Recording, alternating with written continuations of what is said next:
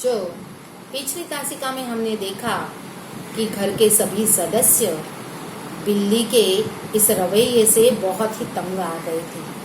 अब बिल्ली पर क्या तरकीब करें, बिल्ली जो इस तरह से परेशान कर रही थी, इस पर क्या उपाय करें, इस बारे में सभी लोग सोच रहे थे। और बिल्ली के प्रति भी घर के सदस्यों का रवैया बदल गया था। लेकिन बिल्ली भी कम समझदार जानवर नहीं। जैसे ही घर के सदस्यों का उसके प्रति रवैया बदल गया, रवैया यानी व्यवहार, तो उसका भी रवैया उनके प्रति बदल गया। बिल्ली जो शेर के काबू में नहीं आए, शेर के काबू में नहीं आए, ऐसा क्यों लेखक ने मजाक में कहा है? क्योंकि आप सभी जानते हैं कि बिल्ली को शेर की मौसी कहा जाता है। और इस तरह से शेर के काबू में जो बिल्ली नहीं आ सकती, वह एक सामान्य जन आदमी के काबू में कैसे आ सकती है? और इसीलिए आगे उसका भी रवैया बदल गया। हमारे आगे पीछे करने वाली वह बिल्ली जो है, वह रसोई के आसपास एक कोने में दुबक कर बैठ जाती। कोने में दुबक कर यानी छिप कर बैठ जाती। जब मौका मिलता मजे से जो जी में आता खाती, और जैसे ही अच्छा सा मौका अवसर मिलता, जो कुछ मिलता झट से मजे से खा जाती। इस तरह चोरी करते बिल्ली कई बार पकड़ी गई। मानो जैसे ये घर के सदस्य मुझे देते नहीं है ना, चोरी करके मैं खाऊंगी। इस तरह से उसका रवैया बदल गया। एक दिन सुबह उठते ही मैं रसोई में कुछ लेने गया। देखता हूँ कि कड़े हुए दूध का दही जो रात को बड़े चाव से जमाया गया था, बिल्ली खूब मजे से खा रही थी। और एक दिन लेखक सुबह उठकर रसोई के पास गए तो क्या देखते हैं कि रात के समय में जो दूध का दही बनाने के लिए रखा हुआ था, वही दही जो है, यह बिल्ली जो है बड़े चाव से खा रही थी। अब चिंता हुई कि बिल्ली से कैसे पीछा छुड़ाया जाए। मेरा नौकर बहुत होशियार है। रात को काम खत्म करने जाने से पहले उसने एक खाली बोरी के अंदर 2 रोटियां डाल दी और चुपके से एक तरफ खड़ा होकर बिल्ली का इंतजार करने लगा। अब क्या किया जाए, बिल्ली से कैसे छुटकारा पाए, इस सोच में लेखक और लेखक के घर के सभी सदस्य पड़ गए थे। लेखक का नौकर था जिसका नाम था अमरू, बड़ा होशियार नौकर था। उसने सुझाव दिया। उसने क्या किया, एक बोरी ली और उसमें 2 रोटियां डाल दी और एक बाजू में जाकर खड़ा हो गया और बिल्ली आने का इंतजार करने लगा। जैसे ही बिल्ली ने 2 रोटियां देखी, वह बोरी के पास आ गई और रोटी पर झपट पड़ी। नौकर ने तुरंत बोरी का एक सिरा पकड़कर उसे ऊपर से बंद कर दिया। रस्सी के साथ बोरे का मुंह बांध दिया गया।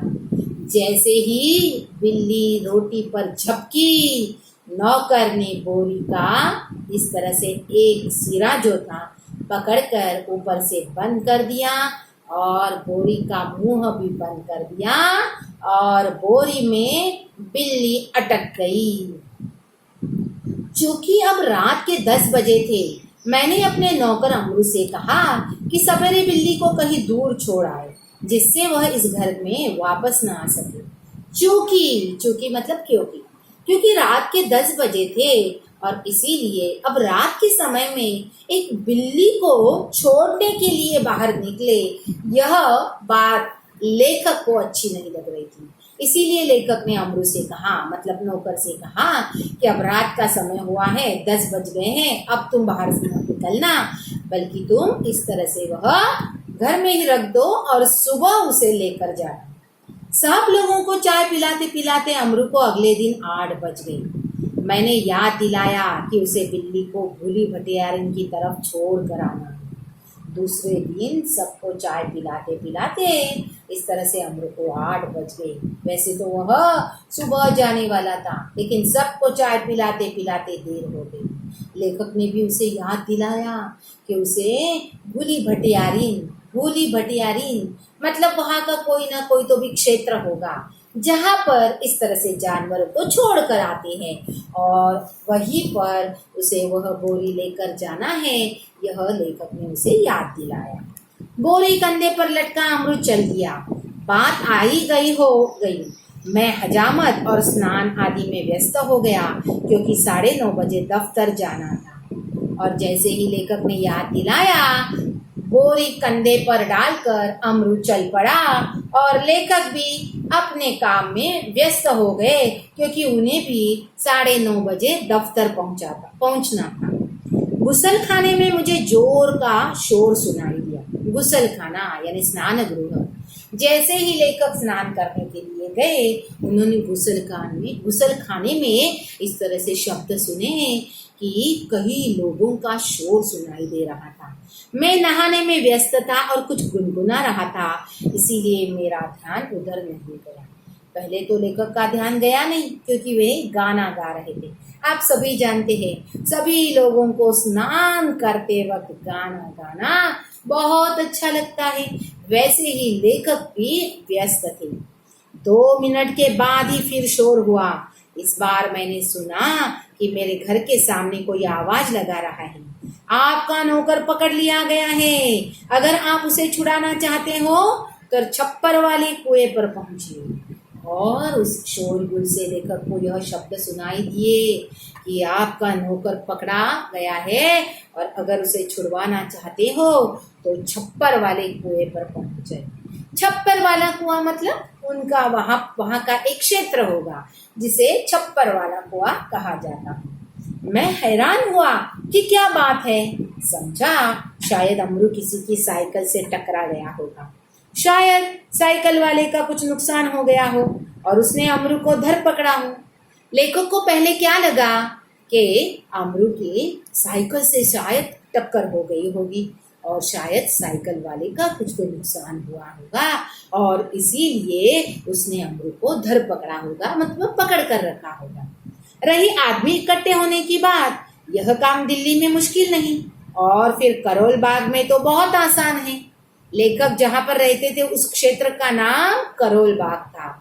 जिस तरह से हमारे मुंबई में दादर, ठाणा यह सभी व्यस्त क्षेत्र है, वैसे ही दिल्ली में करोल बाग नामक यह क्षेत्र जो है बड़ा व्यस्त होता है।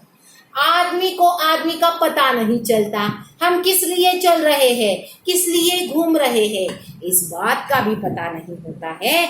इतनी भीड़ करोल बाग में होती है और इसीलिए लेखक कहते हैं कि आदमी इकट्ठे होने के लिए कोई बात नहीं थी। शायद लोग आते जाते होंगे, वे भी वहां पर इकट्ठे हुए होंगे। खैर उधर जा ही रहा था कि रास्ते में खाली बोरी लटकाए अमरू आता हुआ दिखाई दिया। अब लेखक को कहा था ना छप्पर वाले कुएं पर पहुंचना, इसीलिए झट लेखक ने स्नान समाप्त किया और लेखक वहां पर जाने के लिए निकल पड़े के बीच रास्ते में ही लेखक को अमरू मिल गया और वह खूब खिलखिलाकर हंस रहा था।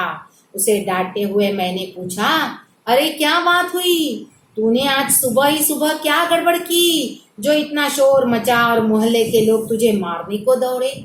और कभी इस तरह से लेखक ने अमरू से पूछा कि क्या झमेला किया, किससे टक्कर हो गई, किससे टकरा गए, इस तरह से हमारे मोहल्ले वाले लोग तुझे मारने के लिए क्यों दौड़े। इस तरह से लेखक अमरू को पूछ रहा था।